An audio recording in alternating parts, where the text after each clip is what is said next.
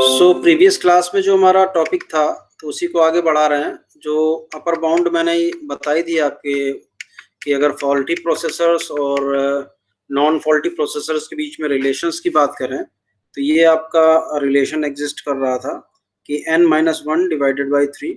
In short जो भी हमारे पास काउंट रहेगा टोटल प्रोसेसर्स का, यानी कि जो साइट्स की हम बात कर रहे थे उनको प्रोसेसर्स नाम दे रहे हैं, उसमें फॉल्टी प्रोसेसर्स भी होंगे। फॉल्टी प्रोसेसर्स का काम आपको पता है कि उनका काम यही है कि कॉन्फ्लिक्टिंग वैल्यूज भेजना। ठीक है, तो कॉन्फ्लिक्टिंग वैल्यूज भेजने का मतलब यही होता है कि जो कॉमन कंसर्न है उसमें फिर प्रॉब्लम आएगी। अगर 3 लोग हैं, एक जो इसमें फॉल्टी है, तो फॉल्टी के केस में होगा क्या कि सेकंड और थर्ड को एरोनियस या कॉन्फ्लिक्टिंग वैल्यूज भेजी जाएंगी। और कॉन्फ्लिक्टिंग वैल्यूज भेजने में क्या होता है, फिर जो कॉमन कंसर्न्स है या जो वैल्यूज की हम बात करते हैं 0-1 सिंप्लिसिटी के लिए जो ले रखा था, तो एक मेजॉरिटी उसमें जो है निकल कर बाहर आना या समरी के तौर पर वो प्रॉब्लम क्रिएट करता है। ठीक है, तो ये लोअर बाउंड की जो हम बात कर रहे थे, यहाँ पर मैक्सिमम नंबर ऑफ प्रोसेसर्स देखिए जो दिए हुए हैं। ठीक है, वो n है आपके, और जो m है वो maximum number of faulty processor. तो टोटल -1 डिवाइडेड बाय 3 इसका लोअर बाउंड। ठीक है, इससे आपके एक्सीड नहीं होने चाहिए। ठीक है, रिपीट कर रहा हूं कि अगर 4 हमारे पास प्रोसेसर्स हैं, ठीक है, तो 4 -1 डिवाइडेड बाई 3, तो विच इज 1। ठीक है, तो यानी कि 4 प्रोसेसर्स में हम अगर बात करेंगे तो 4 प्रोसेसर्स में हमारे पास सिर्फ और सिर्फ एक ही अगर प्रोसेसर फॉल्टी है तभी हम कॉमन कंसर्न्स या कॉमन एग्रीमेंट पर पहुंच पाएंगे, अदरवाइज हम पहुंच नहीं पाएंगे उस कॉमन एग्रीमेंट पर। ये आपका कॉन्सेप्ट जो दिया हुआ था, ये upper bound on the number of faulty processors. ठीक है, अब जो सेकंड की हम बात करेंगे आज, वो हमारा है इम्पॉसिबिलिटी रिजल्ट। ठीक है, तो इम्पॉसिबिलिटी रिजल्ट्स में क्या है, इम्पॉसिबिलिटी रिजल्ट्स में इसी पॉइंट को हमने आगे बढ़ाया हुआ है कि अगर बाइजेंटाइन एग्रीमेंट प्रॉब्लम में प्रोसेसर्स को ले रहे हैं और दोनों केसेस दिखाए हुए हैं कि अगर हमारा फॉल्टी होता है या नॉन फॉल्टी होता है, तो उस फॉल्टी नॉन फॉल्टी के केस में हमारा क्या एग्जैक्टली जो है काउंट होना चाहिए प्रोसेसर्स जो हैं हमारे फॉल्टी प्रोसेसर्स का, और जो हमारे पास नॉन फॉल्टी प्रोसेसर्स हैं। ठीक है, तो बेसिक यहाँ पर हम शुरू कर रहे हैं। ठीक है, आप लोगों को भी अगर लीव करना हो तो आप कर सकते हैं, मैं लेक्चर्स जो है ये यूट्यूब पे डाल देंगे। ठीक है, कोई प्रॉब्लम नहीं है उसमें। तो इम्पॉसिबिलिटी रिजल्ट्स को थोड़ा सा पहले कॉन्सेप्चुअली हमें पढ़ना पड़ेगा ताकि लाइन बाय लाइन मैं एक्सप्लेन कर सकूं आपको। After that we will diagram के थ्रू वी विल डिस्कस कि हमारा जो एग्जैक्ट जो अपर बाउंड वाला कॉन्सेप्ट है, जो मैंने एग्जांपल दिया, I will repeat that example कि अगर हमारे पास 4 प्रोसेसर्स हैं टोटल और उनमें से अगर 1 प्रोसेसर हमारा फॉल्टी है तो ही हम कॉमन कंसर्न्स पे पहुंच सकते हैं। अगर 1 से ज्यादा हो रहा है, अगर 2 हमारे पास प्रोसेसर्स फॉल्टी हैं आउट ऑफ 4, तो कॉमन एग्रीमेंट पर हम नहीं पहुंच पाएंगे। ठीक है, इम्पॉसिबिलिटी रिजल्ट्स में उसी को डायग्राम के थ्रू शो किया है, देखते हैं। इट में show that a Byzantine agreement cannot be reached among 3 processors where 1 processor is faulty। तो जो मैंने काउंट लिया था वो 4 लिया था, इसी का अपोजिट ले रहे हैं, तब मैं ये कॉमन कंसर्न पे पहुंचने की बात कर रहे थे। इस वजह से जो है मैंने 4 प्रोसेसर्स टोटल लिए और उसमें से एक प्रोसेसर को फॉल्टी बताया, तो हम कॉमन कंसर्न पे पहुंच सकते हैं। ये आपको दिखाएंगे लैम्पर्ट के शोस्टक पेस एल्गोरिथम है उसमें। फिलहाल ये यहाँ पर जो दिया हुआ है इसमें आपका क्या है, इसमें 3 प्रोसेसर्स दिए हुए हैं और 1 फॉल्टी। तो ये आप अगर प्रीवियस वाला जो मैंने अपर बाउंड वाला आपको कॉन्सेप्ट बताया था वो यहाँ पर फेल होगा। n-1 डिवाइडेड बाई 3, तो n-1 डिवाइडेड बाई 3 में क्या होगा आपका 3-1 डिवाइडेड बाई 3। तो इस केस में 2 डिवाइडेड बाई 3 लोअर बाउंड कुछ भी लेंगे, अगर उससे आपका मतलब 0 होना चाहिए लेकिन आपका 1 दिया हुआ है, तो हम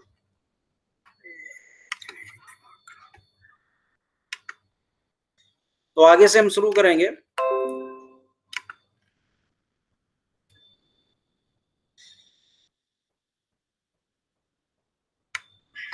इम्पॉसिबिलिटी रिजल्ट्स में।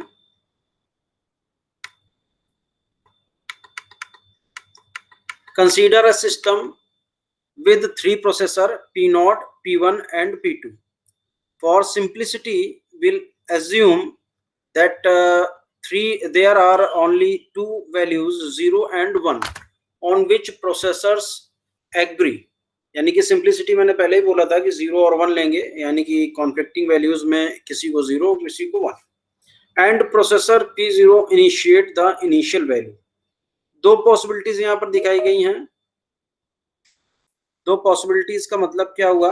दो पॉसिबिलिटीज का मतलब यही हुआ कि आपका P जो P0 है वो हमारा फॉल्टी है और दूसरा जो P0 है वो फॉल्टी नहीं है।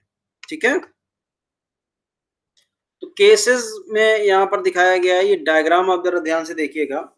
P0 इज नॉट फॉल्टी के केस में एज्यूम P2 इज फॉल्टी। अगर हमारा P0 फॉल्टी नहीं है तो हम ये मान के चल रहे हैं कि P2 फॉल्टी है। Suppose P0 broadcast an initial value of 1 to both P1 and P2। तो क्लियर है यहाँ पे कि अगर हमारा फॉल्टी नहीं है P0 तो वो कॉन्फ्लिक्टिंग वैल्यूज अदर्स को नहीं भेजेगा। तो अदर्स को अगर नहीं भेजेगा तो उस केस में हमारा क्या होगा? 1 वैल्यूज दोनों को भेजी जा रही है। तो पहले वाले केस में देखिए P0 ने क्या किया हो, ये डायग्राम पे फोकस करिएगा। तो P0 के केस में हमारा 1 है और 1 के बाद हमारा क्या है? P2 को भी 1 भेजा हुआ है। अब क्या होगा कि बाकी सब भी आपस में कम्युनिकेट करेंगे। यहां पर हमने P2 को फॉल्टी मान लिया है, P2 को फॉल्टी माना है। तो P2 ने क्या किया है, देखिए यहां पर जो वैल्यू भेजी हुई है वो क्या भेजी हुई है? 0। अब इसका क्या मतलब हुआ? मतलब ये हुआ कि P2 ने वैल्यू जो रिसीव करी है वो क्या रिसीव करी है? 1 करी है। बट जो इसने P1 को कम्युनिकेट किया है कि what it has received from P0 it is 0। तो ये आपका कॉन्फ्लिक्टिंग वैल्यूज भेज दी। P1 क्या है? It is non faulty processor. तो ये जो भी P1 प्रोसेसर आपका वैल्यू मिली हुई है प्रोसेसर P1 को, वही 1 वैल्यू P2 को भेज देगा। ठीक है, तो ये वैल्यूज जो है आपके देखिए, तो कॉमन कंसर्न्स की बात करेंगे तो यहाँ पर जो P1 ने रिसीव किया वो क्या रिसीव किया? 1 और 0। ठीक है, P2 इटसेल्फ आपका फॉल्टी है, उसने क्या रिसीव किया? 1 रिसीव किया, 1 रिसीव किया हुआ। ठीक है, सिमिलरली अगर P0 की बात करेंगे तो P0 ने तो 1 भेजा ही हुआ है P2 से अगर कम्युनिकेट। तो आगे देख लेते हैं, इसमें ये वही एक्सप्लेनेशन दिया हुआ है। Processor P2 acts maliciously and communicates a value of 0 to processor P1. Thus, P1 receives conflicting values from P0 and P2. अब P1 के केस में क्या हुआ कि ये तो फॉल्टी है ही, ये नॉन फॉल्टी है, नॉन फॉल्टी है। अब ये कौन सी वैल्यू लेगा? क्योंकि इसके पास सिर्फ दो वैल्यूज हैं, एक 1 है और एक 0 है। However, since P0 is non faulty, processor P1 must accept 1 as the agreed upon value। ठीक है, तो 1 एज एग्रीड अपॉन वैल्यू क्यों हुई? क्योंकि जो फॉल्टी प्रोसेसर ने भेजा हुआ है, तो फॉल्टी प्रोसेसर्स को ना भेजते हुए, मतलब फॉल्टी प्रोसेसर्स की वैल्यू को ना कंसीडर करते हुए हम क्या कर रहे हैं? हम जो हमारा नॉन फॉल्टी प्रोसेसर्स हैं उसकी वैल्यू लेंगे। तो नॉन फॉल्टी प्रोसेसर्स जो P0 था उसने क्या भेजा हुआ था P1 को? 1। तो इसलिए यहां पर जो एग्रीड अपॉन वैल्यू है दैट इज 1। वही चीज यहां पर बोली जा रही है। नेक्स्ट हमारा क्या है? अब जब P0 फॉल्टी है, ठीक है, if all non faulty processors agree on the same value, ये पुराना वाला हो गया। अब P0 के केस में आप देखेंगे तो P0 के केस में केस सेकंड है जो फॉल्टी है, यानी कि सोर्स प्रोसेसर ही हमारा फॉल्टी है। तो suppose that processor P0 sends an initial value of 1 to P1 and 0 to P2. Processor P2 will communicate the value 0 to P1. Any agreement protocol which works for 3 processor cannot distinguish between the 2 cases. अब ये जो बात आ रही है, diagram जो मैंने ऊपर बताया, अब यहाँ पर पी नॉट देखिए फॉल्टी, इसने 1 भेज दिया, इसने इसको 0 भेज दिया। अब P2 ने क्या किया, P2 ने जो है भेजा 1, सॉरी हाँ P2 ने क्योंकि 0 रिसीव किया था तो इसने 0 भेज दिया, और P1 ने 1 रिसीव किया था तो इसने 1 भेज दिया। ठीक है, तो बात समझिएगा। अब दोनों के केस में आप देखिए, अगर हम केसेस को जस्टिफाई करने की कोशिश करें तो जो भी वैल्यूज रिसीव हो रही हैं किसी ना किसी एंड पर आपकी कॉन्फ्लिक्टिंग वैल्यूज और रिसीव हो रही हैं। अब मेजॉरिटी की बात क्या करेंगे, भाई दो ही तो वैल्यू मिल रही है, 0 और 1, दूसरी साइड पर भी 0 और 1, तो कैसे होगा, तीनों लोगों जो 0 और 1 रिसीव कर रहा है वो कंफ्यूज है कि मेजॉरिटी क्या है। मेजॉरिटी तो अब इक्वल हो गई, 0 भी एक बार आया है और 1 भी एक बार आया है। जिसको 1-1 मिल गया वो तो ठीक है, कह सकता है कि हम 1 पर एग्री कर रहे हैं, लेकिन जिसको 0 और 1 दोनों मिले हैं वो किस पे एग्री करेगा। ठीक है, तो यही आपका इम्पॉसिबिलिटी रिजल्ट है। अब देखिए, any agreement protocol which works for 3 processors cannot distinguish between the 2 cases and must force P1 to accept one. Must force P1 to accept one as the agreed upon value whenever P1 is faced with such situation. All non-faulty processors agree on the same value. ठीक है, condition 1 जो previous वाली दी हुई थी, in the case second, तो previous वाले में क्या हुआ, 1 पर एग्री कर गया, क्योंकि क्यों किया 1 पर एग्री, जो पी नॉट था वो हमारा नॉन फॉल्टी था और उसने 1 वैल्यू भेजी थी, इसलिए 1 पर एग्री करना जरूरी था। दूसरे केस में देखिए, दूसरे केस में ऐसा तो वर्क नहीं करेगा। This will work only if P2 is also made to accept 1। अब P2 1 को कैसे एक्सेप्ट करेगा, क्योंकि इसने तो 0 रिसीव किया हुआ है as the agreed upon value. Using a similar agreement, we can show that if P2 receive an initial value of 0 from P1, then it must take 0 as the agreed upon value। क्योंकि source जो था वो P0 है, उसने 0 भेजा, doesn't know कि ये faulty है कि नॉन फॉल्टी, तो ये 0 पर एग्री कर देगा, और ये क्या करेगा, ये 1 पर एग्री करेगा, यहीं पर मिसमैच हो जा रहा है। ठीक है, even if P1 communicates a value of 1, however if this is followed in case second, P1 will agreed on a value of 1 and P2 will agreed on a value of 0, which will violate condition 1 of the solution.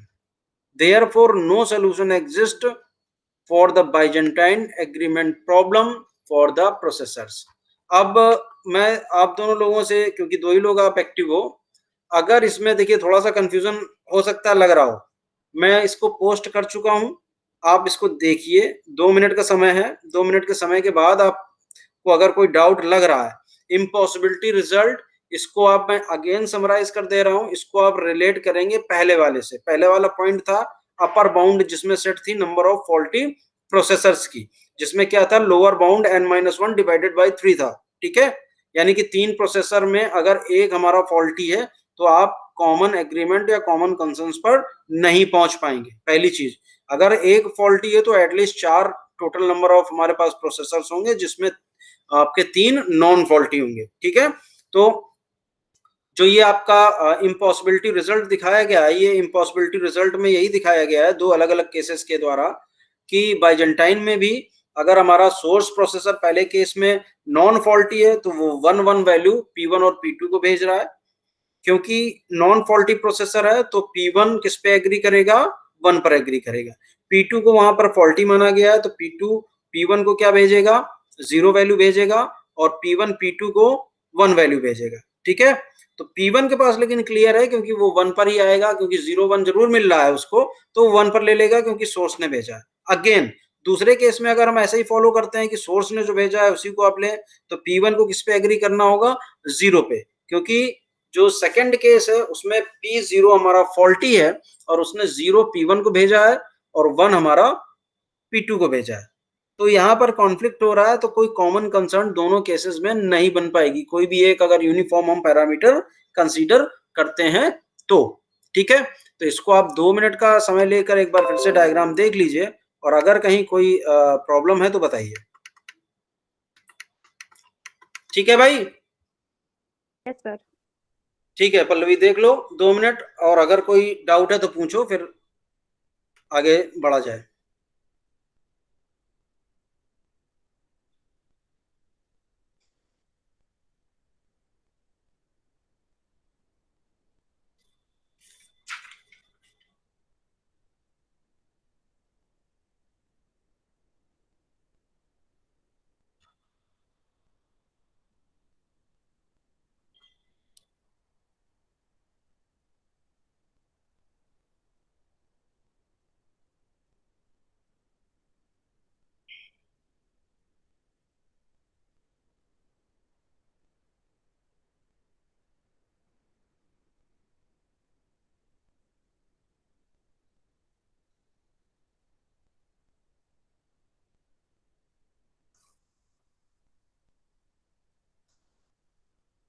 ठीक है भाई, कोई दिक्कत है?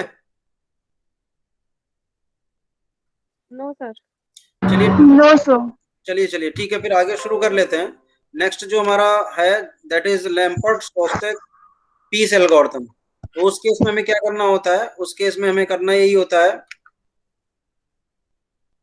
कि ये जो हमने इम्पॉसिबिलिटी रिजल्ट देखा, इसी का काउंटर पार्ट है कि हम 4 प्रोसेसर्स रखेंगे और उसमें सिर्फ एक को हम फॉल्टी दिखाएंगे, तो कॉमन कंसर्न पे हम पहुंच सकते हैं। तो देखिए उसका क्या आपके सामने मैं डायग्राम के थ्रू बता रहा हूं।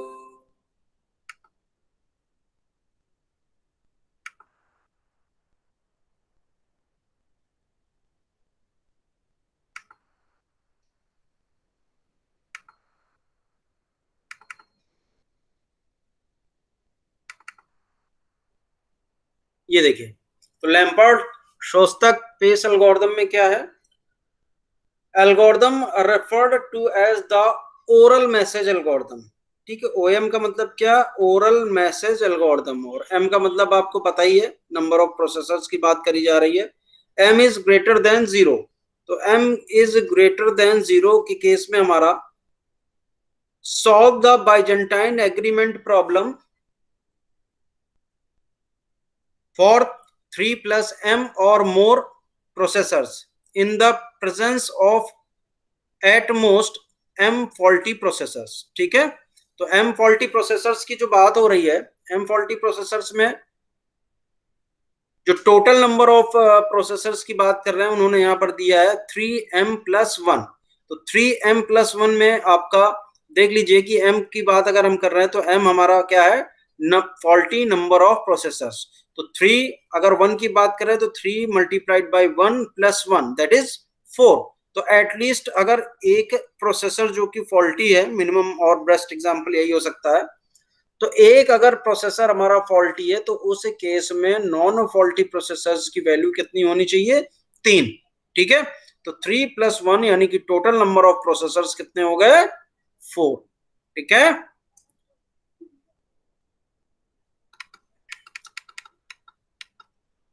अब ये देखिए एल्गोरिथम क्या बोल रही है, oral message algorithm. The source processor sends its value to every processor. Second है, each processor uses the value it receives from the source.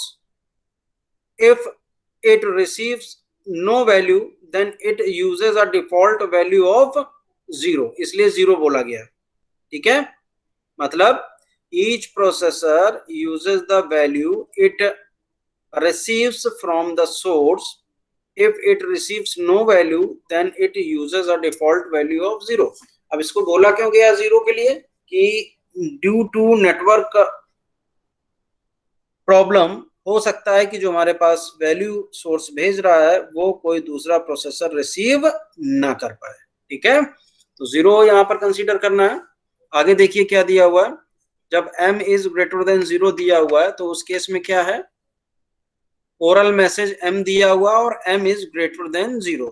Value जो है हमारी m की वो 0 से ज्यादा है। पहला क्या है? The source processor sends its value to every processor. For each I, let Vi be the value processor I receives। तो नंबर ऑफ प्रोसेसर्स की बात कर रहे हैं तो उनको डिनोट कर दिया आई जे के से, वैल्यू को डिनोट कर रहे हैं Vi, Vj, V और Vk से। तो for each I let Vi be the value processor I receives from the source, otherwise uses a default value of 0. Otherwise uses a default value of 0. Processor I acts as the new source. Processor I acts as the new source and initiate algorithm oral message m-1, wherein it sends the value vi to each of the n-2 other processor. तो आई की बात कर रहे हैं, ठीक है। m-1 इसीलिए बोला जा रहा है, किस लिए बोला जा रहा है कि जो हमारा प्रोसेसर फॉल्टी है, ठीक है, उससे आप एक कम कर दीजिए। इसके बाद जो हमारे पास जो बचे हुए प्रोसेसर्स हैं वो टोटल कितने हो जाएंगे, n-2। तो n-2 की बात अगर हम करेंगे, ठीक है, तो अदर प्रोसेसर्स को भेजे जाएंगे। For each I and each j is not equal to I, let bj be the value processor I receives from processor j in step 2. अब जो नेक्स्ट हमारा जो है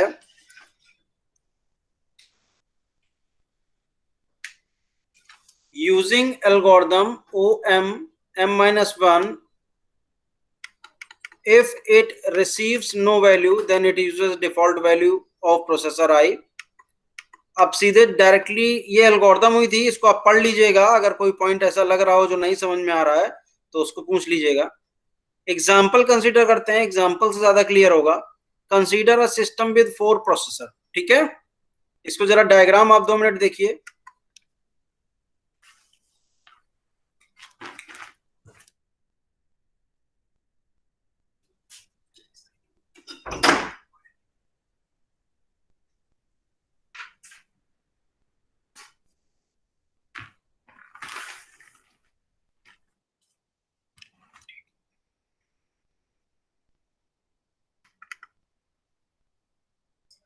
ये डायग्राम देखिए, इसमें P0, P1, P2 and P3, ठीक है।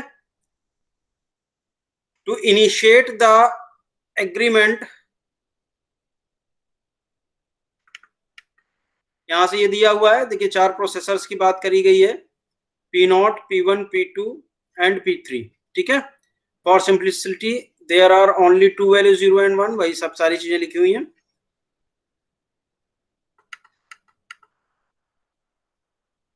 तो ये 4 प्रोसेसर्स दिए हुए हैं, ये F डिनोट किया गया है, जिसमें P2 को हम फॉल्टी मान रहे हैं, ठीक है। P2 को हम फॉल्टी मान रहे हैं। To initiate the agreement processor P0 executes algorithm OM1 wherein it sends its value 1 to all processors. तो P0 एग्जीक्यूट कर रहा है, इसने वैल्यू क्या भेजी हुई है, 1, ठीक है। तो OM1 हो गया। At step 2, after having received the value 1 from the source processor P0, processor P1, P2 and P3 execute the algorithm OM0। तो इस केस में आपका सेकंड जो सब्सिक्वेंट स्टेप्स होंगे, तो सब्सिक्वेंट स्टेप्स में क्या होगा, यही जो वैल्यू रिसीव कर रहे हैं ये बाकी एक दूसरे को पास करेंगे, ठीक है। After having received the value 1 from the source processor P0, processor P1, P2 and P3 execute the algorithm OM0, ठीक है। अब यहां पर देखिए 1 रिसीव किया, तो P1 क्या है, P1 तो नॉन फॉल्टी है, तो नॉन फॉल्टी है तो P1 किसको भेज रहा है, P2 को क्या भेज रहा है, वैल्यू 1, ठीक है। अब P2 फॉल्टी है, इसको 2 मिनट के लिए रोक देते हैं। P3 के पास मिला तो P3 किसको भेजेगा, वैल्यू P2 को भेजेगा और P1 को भेजेगा। ये भी हमारा नॉन फॉल्टी, तो ये किसको भेजेगा, 1, ये किसको भेज, आपका जो इसको भेजेगा 1। अच्छा, P1 ने क्या किया, P2 को भेजा है और एज वेल एज P3 को भी भेजा है। तो जो भी नॉन फॉल्टी प्रोसेसर्स हैं वो जो भी सोर्स से रिसीव किया है, उन्होंने जो भी सोर्स से रिसीव किया है वही एज इट इज वैल्यूज भेज रहे हैं। अब बात करते हैं P2 की, तो P2 फॉल्टी है, तो P2 को किसको किसको भेजना है, P1 को भेजना है और एज वेल एज हमारा P3 को भेजना है। तो P1 को उसने क्या भेज दिया है वैल्यू, P1 को वैल्यू देखिए उसने भेजी हुई है 1, ठीक है, और जो P3 को जो वैल्यू भेजी हुई है वो क्या भेजी हुई है 3 सॉरी 0। तो 0 जो वैल्यू भेजी हुई है,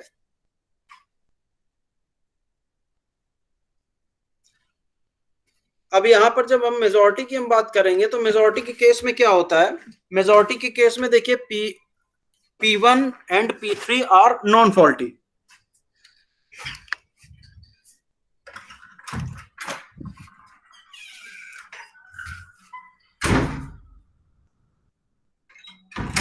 जो मेजॉरिटी की हम बात कर रहे हैं तो मेजॉरिटी वैल्यू क्या होगी, मेजॉरिटी वैल्यू आपकी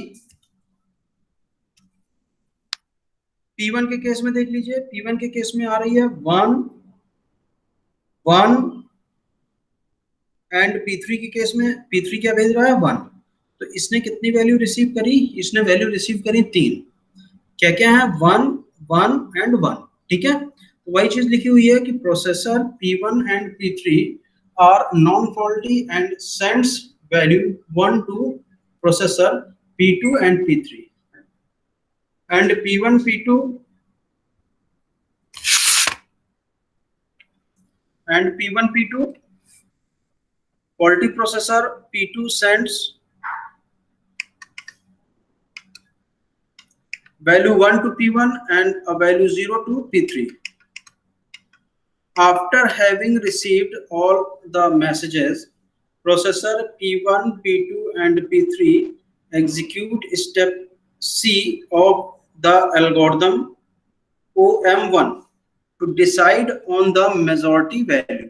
मेजॉरिटी वैल्यू की जो हम बात कर रहे हैं उसमें क्या है, processor P1 has received value 111 whose majority value is 1. Processor P2 has received value 111 whose majority value is 1. And processor P3 has received value 110 whose majority value is 1. Hence both condition of Byzantine agreement are satisfied. ठीक है, तो ये जो आपके पास दिया हुआ है algorithm, ठीक है, इसको आप देख लीजिए। अभी मैं इसको पोस्ट भी कर रहा हूँ, पोस्ट करने के बाद आप देख लीजिए कि अगर कहीं कोई दिक्कत है तो पूछ लीजिए। 1 मिनट में पोस्ट कर दे रहा हूँ इसको।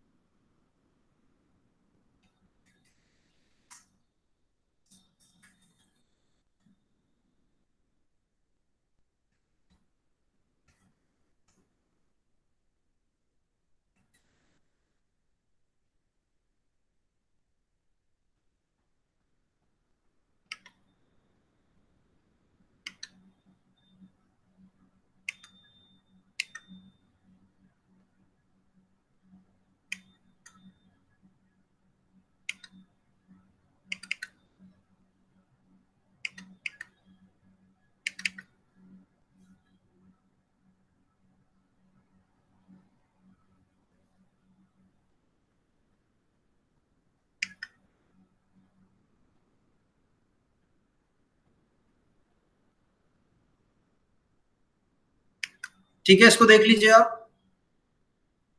अभी तक जितना भी मैंने बोला है इसको पहले डाउनलोड करके आप देख लीजिए, ठीक है। अगर इसमें कुछ डाउट लग रहा है तो बताइए।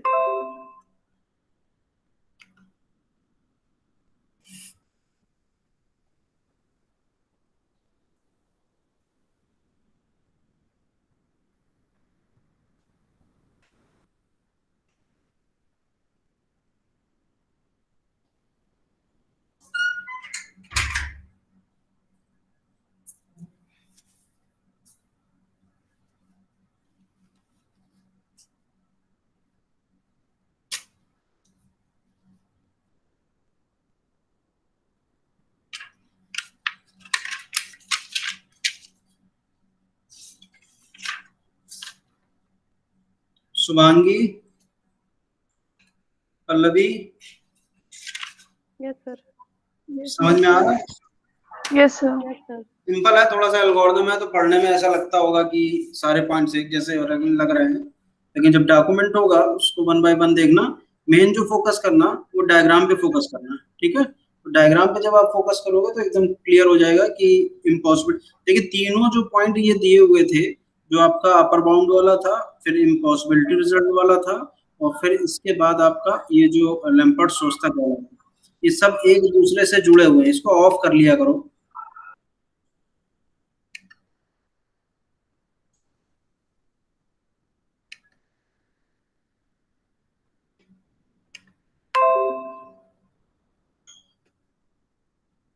तो मैं जो बात कर रहा था कि अपर बाउंड में दिखाया, फिर उसी को प्रूव किया इम्पॉसिबिलिटी रिजल्ट में, और इम्पॉसिबिलिटी रिजल्ट के बाद जो आपका लैम्पर्ट शोस्टैक में आया उसी को आगे लेकर चले कि अगर कॉमन कंसर्न में पहुंचना है तो मेन जो अपर बाउंड वाला आई है उसी का एक्सटेंशन आपका इसमें था, ठीक है?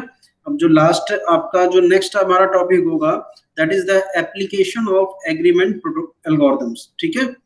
Applications of agreement algorithms. तो बेसिक जो एल्गोरिथम, जो एग्रीमेंट एल्गोरिथम है, इनकी अगर एप्लीकेशंस की बात करें तो दो एप्लीकेशंस हैं इनके, ठीक है? एक फॉल्ट टॉलरेंट क्लॉक सिंक्रोनाइजेशन और दूसरा है atomic commit in distributed database system, ठीक है? दो हैं आपके एप्लीकेशंस इनके, fault tolerant clock synchronization and जो दूसरा है that is atomic commit in distributed system. तो फॉल्ट टॉलरेंट क्लॉक सिंक्रोनाइजेशन, इसका मैं डॉक्यूमेंटेशन आपको दे दूंगा। इसमें होता क्या है कि जो भी हमारा कंसर्न्स की जो बात करी जा रही है, तो कंसर्न्स की बात के अकॉर्डिंग हमारा जो भी साइट्स या प्रोसेसर्स हैं वो फिजिकल क्लॉक्स मेंटेन करती हैं, ठीक है? फिजिकल क्लॉक्स का मतलब जो कंप्यूटर क्लॉक है वो मेंटेन करी जाती है। इसके बाद क्या होता है कि उन क्लॉक्स को सिंक्रोनाइज किया जाता है एक दूसरे के साथ, ठीक है? अब आपको पता है कि जो ये फिजिकल क्लॉक है इसमें हमारा टेक्नोलॉजिकल जो एरर या फॉल्ट के कारण क्या होता है कि जो ड्रिफ्ट प्रॉब्लम है वो एग्जिस्ट करती है। ड्रिफ्ट प्रॉब्लम का मतलब ही समझ रहे हैं कि आपका जो है कि अलग अलग वैल्यूज कुछ फ्रैक्शन अमाउंट ऑफ टाइम से आपका एग्जिस्ट करती है, ठीक है? तो फॉल्ट टॉलरेंट क्लॉक सिंक्रोनाइजेशन का नाम ही इसीलिए दिया गया है कि दो आपकी जितनी भी साइट्स या प्रोसेसर्स हैं वो अपने लोकल सिस्टम पे फिजिकल क्लॉक मेंटेन करेंगी। फिजिकल क्लॉक मेंटेन करने के बाद क्या होगा कि उनको सिंक्रोनाइज किया जाएगा पीरियोडिकली, ठीक है? टाइम टू टाइम इसको सिंक्रोनाइज किया जाएगा, क्योंकि ड्रिफ्ट प्रॉब्लम हो सकती है। दोनों क्लॉक में आपका जो टाइम है वो वेरी कर सकता है, भले ही वो कुछ आपका नेग्लिजिबल टाइम हो, लेकिन यहाँ पर डिस्ट्रीब्यूटेड सिस्टम पे वो वेरी करेगा। वो मतलब यहाँ पर आपका उसकी एग्जिस्टेंस या इंपॉर्टेंस ज्यादा होगी, ठीक है? तो सिंक्रोनाइजेशन जो होता है, जिसको हमने बोल दिया कि सिंक्रोनाइजेशन आपका टाइम टू टाइम होता है, जो ये आपकी फिजिकल क्लॉक्स हैं। लेकिन ये फिजिकल क्लॉक्स में अगर हम बाइजेंटाइन जो प्रॉब्लम है उसको अगर अलाउ करते हैं, बात समझिएगा, वर्बली बोल रहा हूँ, अभी आपके सामने डॉक्यूमेंट नहीं है, डॉक्यूमेंट मैं अभी प्रोवाइड करा दूंगा। तो जो ये आपका बाइजेंटाइन फेल्योर या बाइजेंटाइन प्रॉब्लम को हम अलाउ करते हैं, तो उस अलाउ जो आपका परमिशन के कारण जो प्रॉब्लम होगी वो और बढ़ जाएगी। क्यों? क्योंकि जो फॉल्टी प्रोसेस होगी वो रिपोर्ट करेगी डिफरेंट क्लॉक को डिफरेंट वैल्यूज के साथ, ठीक है? बात समझिएगा।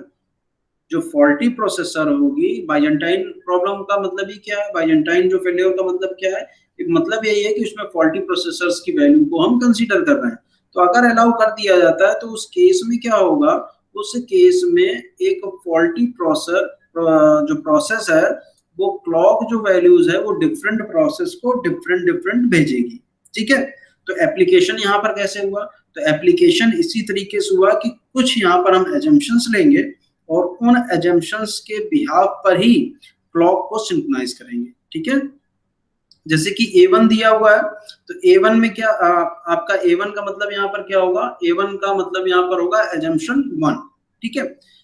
एजम्पशंस 1 में क्या है, ऑल क्लॉक्स जो हैं वो इनिशियली जो है जो सिंक्रोनाइजेशन हुआ है वो अप्रोक्सीमेटली सेम वैल्यू पर हुआ है, मतलब अप्रोक्सीमेटली टर्म जुड़ा हुआ है कि मान लीजिए अगर 1 PM का समय दिया हुआ है तो कुछ आपके नैनो सेकंड्स का डिफरेंस हो सकता है, लेकिन उसको हम ऑलमोस्ट बताएंगे कि जो सिंक्रोनाइजेशन हुआ है वो सेम वैल्यू पर हुआ है अप्रोक्सीमेटली।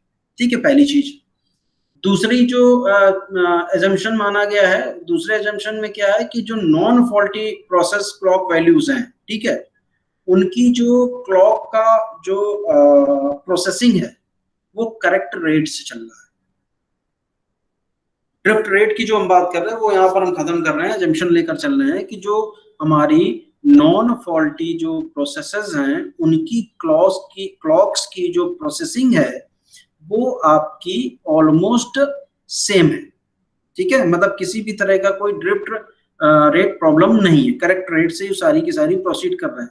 इससे होगा क्या, इससे होगा ये कि जो नॉन फॉल्टी प्रोसेसेस होंगी उनकी जो क्लॉक वैल्यूज किसी भी समय पर होगी वो ऑलमोस्ट सेम होगी।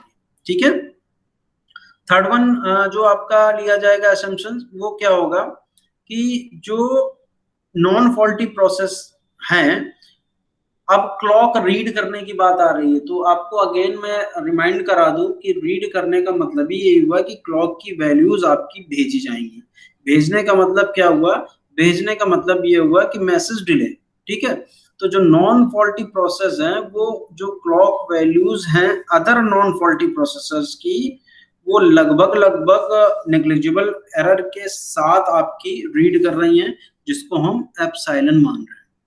ठीक है, यानी कि एरर को यहाँ पर हम इग्नोर कर रहे हैं। जो भी आपके टेक्निकल या जो भी आपके नेटवर्क एरर्स हो सकते हैं उन नेटवर्क एरर और इन सबको हम यहाँ पर इग्नोर करते हुए ये मानते हैं कि जो नॉन फॉल्टी प्रोसेसेस हैं वो दूसरी नॉन फॉल्टी प्रोसेसेस की जो क्लॉक है वो लगभग लगभग नेग्लिजिबल या एप्सिलॉन अमाउंट ऑफ जो आपका है उससे रीड करेंगे। ठीक है, तो इस तरीके से ये एजम्पशंस मान लिए। अब इसमें दो आपके स्टेप्स होते हैं एल्गोरिथम में, दो स्टेप्स कह लें या दो कंडीशंस कह लें कि जो भी हमारा, हम हालांकि पहले देख चुके हैं एजम्पशंस में कि किसी भी समय जो क्लॉक वैल्यू आपकी नॉन फॉल्टी प्रोसेसेस की हैं वो लगभग लगभग सेम होंगी, इक्वल होंगी। ठीक है, जो हमने एजम्पशंस देख लिया।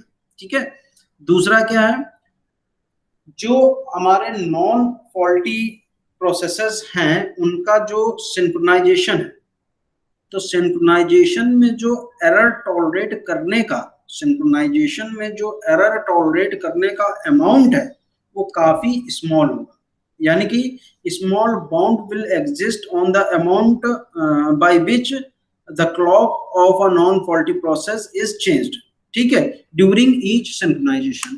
तो यहाँ पर भी आपका अपर बाउंड दे दिया गया है यहाँ पर। ठीक है, तो ये दो कंडीशंस आपके एग्जिस्ट करेंगी इन आपका एप्लीकेशंस की जब हम बात करें तो फॉल्ट टॉलरेंट क्लॉक सिंक्रोनाइजेशन में। ठीक है, इसके बाद जो सिंक्रोनाइजेशन एल्गोरिथम जो एग्जिस्ट करती हैं वो बेसिकली यहाँ पर दो सिंक्रोनाइजेशन एल्गोरिथम एग्जिस्ट करती हैं। एक है इंटरेक्टिव कन्वर्जन एल्गोरिथम, ठीक है, और दूसरी जो है हमारी इंटरेक्टिव एडिटिंग प्रॉब्लम। ठीक है, तो इंटरेक्टिव कंसिस्टेंसी प्रॉब्लम और जो पहली हमने बताई इंटरेक्टिव कन्वर्जेंस एल्गोरिथम, उसमें क्या देखना है आपको, एक हमने ले लिया है डेल्टा। डेल्टा क्या है, जो हमने अपर बाउंड की बात करी है। तो इस एल्गोरिथम में होता क्या है, जिसका नाम है इंटरेक्टिव कन्वर्जेंस एल्गोरिथम। तो एल्गोरिथम जैसे कि एज्यूम करके चल रही है कि सिंक्रोनाइजेशन लगभग प्रॉपर है। ठीक है, और जो भी दो नॉन फॉल्टी क्लॉक्स की वैल्यू की अगर डिफरेंस की बात करें तो स्मॉल बाउंड है जिसको हम डेल्टा बोल रहे हैं। ठीक है, तो एल्गोरिथम की जो हम बात करते हैं यहाँ पर, एल्गोरिथम जो है टू फेस क्लॉक के अगेंस्ट हमारा सेफ गार्ड प्रोवाइड नहीं कराता है। टू फेस क्लॉक के करस्पॉन्डिंग सेफ गार्ड नहीं प्रोवाइड कराता है। इसका क्या मतलब है टू फेस क्लॉक का, ये भी मैं आपको बताता हूँ। इससे पहले एल्गोरिथम देख लेते हैं।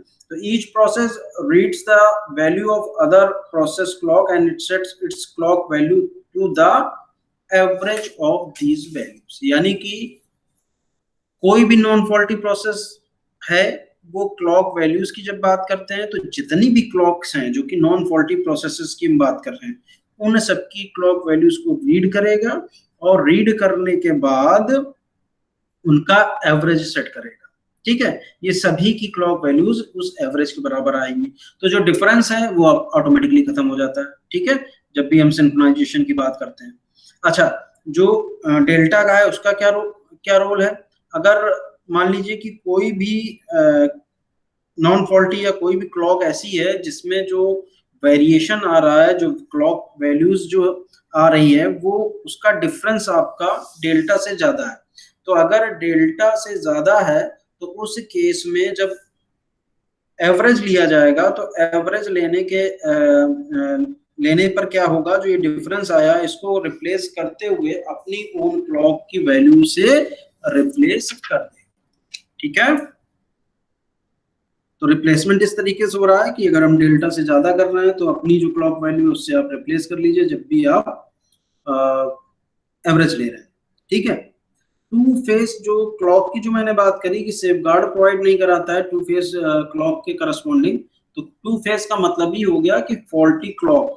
ठीक है, तो फॉल्टी क्लॉक का मतलब क्या हो गया कि two different values to different processes, इसलिए इसको टू फेस क्लॉक बोला जाता है। टू फेस्ड क्लॉक का मतलब कि एक को कुछ वैल्यू दे दी गई है और दूसरे को कुछ वैल्यू प्रोवाइड कराई गई है। ठीक है, अच्छा, इसका जो एक्सप्लेनेशन है, ठीक है, वो मुझे लग रहा है कि ज्यादा वर्बल हो जाएगा, तो सामने डॉक्यूमेंट होना चाहिए, तो इसका मैं स्कैन आपको भेज दूंगा, फिर इसके बाद जो होगा हमारा नेक्स्ट क्लास में हम इसको डिस्कस कर लेंगे। ठीक है, ऐसे ज्यादा वर्बल हो जाएगा। अभी बताइए, जितनी भी क्लास हुई है, अगर आप लोग अभी हो कि नहीं हो मैं देख लेता हूँ। ठीक है दोनों लोग, तो अगर अभी तक की क्लास में किसी को कोई डाउट या कुछ परेशानी है तो पूछ सकता है। पल्लवी, शुभांगी, जो ये लास्ट में जो मैंने अभी एप्लीकेशंस बताएं, ये कॉन्सेप्ट समझ में आया? क्योंकि डॉक्यूमेंट नहीं था तो मुझे भी लग रहा होगा कि आप लोग पढ़ नहीं पा रहे होंगे, इसलिए मैंने रोक दिया है अभी थोड़ा सा। डॉक्यूमेंट मैं स्कैन करके आपको अपलोड कर दूंगा। फिलहाल अभी टू फेस क्लॉक आपको पता होनी चाहिए एप्लीकेशन के तौर पर, जो एप्लीकेशंस में मैंने एजम्पशंस बताए थे, ठीक है, वो भी आपको मालूम होना चाहिए कि 3 एजम्पशंस मैंने आपको बताए थे इंटरेक्टिव जो कन्वर्जेंस एल्गोरिथम थी उससे पहले।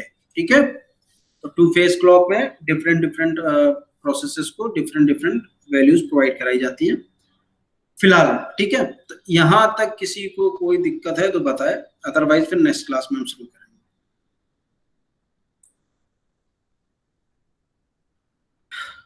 नहीं है?